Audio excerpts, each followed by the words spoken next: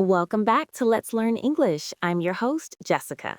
And I'm Daniel. It's so great to be back with all of you today. It really is. So, Daniel, what are we diving into today? Well, today we are tackling something that literally everyone has to do: shopping. Ooh, I love shopping. This is a good one. Right? We're going to cover all the essential English phrases and vocabulary you need for shopping for clothes, groceries, and, well, pretty much anything else.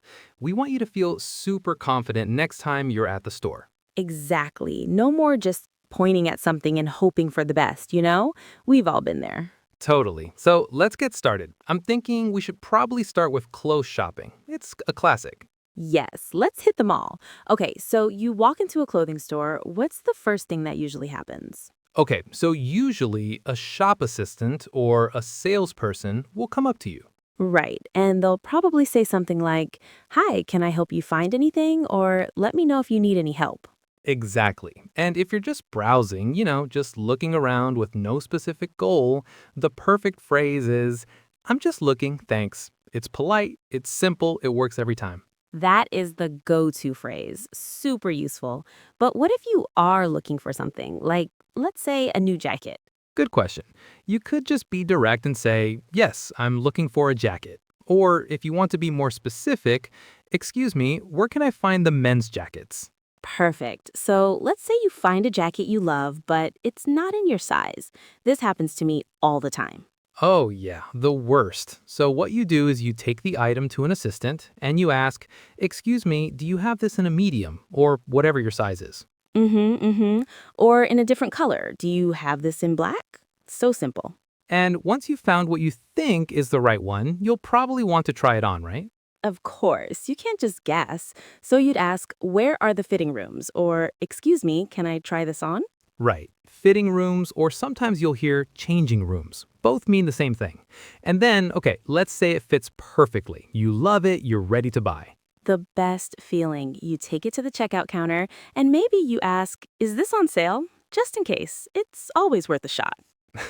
Always. And then the cashier will ring it up, you pay, and it's yours. Simple as that. Okay, so that's clothes pretty much covered. But let's switch gears. What about grocery shopping? It's a whole different world. It is, yeah. You've got different sections, like the produce section for fruits and vegetables, the dairy section. The aisles, all the numbered aisles. The aisles, exactly. And it can be a little overwhelming to find things in a huge supermarket. For sure. So I think the most important phrase for the grocery store is probably, "Excuse me, where can I find the..." 100%. Excuse me, where can I find the pasta? Or could you tell me which aisle the coffee is in? Right, and employees are usually happy to help. Now, what about at the deli counter or the butcher, where you have to ask for a specific amount of something? That can be tricky. Oh, that's a great point. You'd usually use weights. So you could say, can I get a pound of turkey breast, please? Or I'd like half a kilo of ground beef. Yeah, using "can I get" or "I'd like" is super common and polite. It sounds much more natural than just saying "I want." Definitely. So you've got your cart full of groceries, you found everything. Now it's time for the checkout line. The final boss. Haha, exactly. The cashier will scan your items and then they'll ask you a few standard questions. The first one is often, did you find everything okay? Yep, and you can just give a simple, "Yes, thanks." Then they'll give you the total and probably ask, "Cash or card?" Meaning, of course, how you're going to pay. And another one, this is a big one in a lot of places now, do you need a bag? Or would you like a bag? Right, because sometimes you have to pay for plastic bags, or maybe you brought your own reusable ones.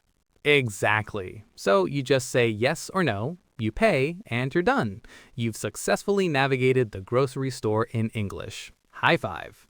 So we've bought clothes, we've bought food, but what happens if you get home and, oh no, the jacket has a tear in it, or you bought the wrong kind of yogurt? Ah, the return. A very important and sometimes intimidating shopping skill. It is. So the first thing you absolutely need is your receipt.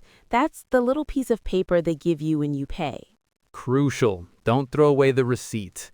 So you go back to the store, find the customer service desk, and say something like, hi, I'd like to return this. And they'll probably ask you why. You can say it's damaged, or it's the wrong size, or simply it didn't fit. And then comes the important part. They might offer you an exchange, which means you can swap it for a different item, or you can ask, can I get a refund? A refund means you get your money back. Usually, if you have the receipt and it's within the store's return period, like 30 days or so, it's not a problem. Right. So key phrases, I'd like to return this, and can I get a refund? And let me say it one more time for the people in the back. Don't forget your receipt. Definitely. And I think these phrases cover pretty much any kind of shopping, don't you think? Whether you're buying electronics or souvenirs for your family. Totally. The basic foundation is all there. Asking for help, asking about the price, paying for it, and returning it if something goes wrong. Well, that was a lot of information, but hopefully really, really useful information. Yeah, for sure. Shopping is one of those things you just can't avoid. So, knowing these phrases can make your life so much easier when you're traveling or living in an English speaking country. Absolutely. So, our challenge to you, our amazing listeners, is to try using one of these phrases this week, even if you're just practicing it in front of a mirror. That's a great idea. Practice really does make perfect. And that's all the time we have for today on Let's Learn English. Thanks so much for joining us. Yeah, thanks everyone. We'll be back next week with a brand new topic. Until then, keep practicing. Bye for now.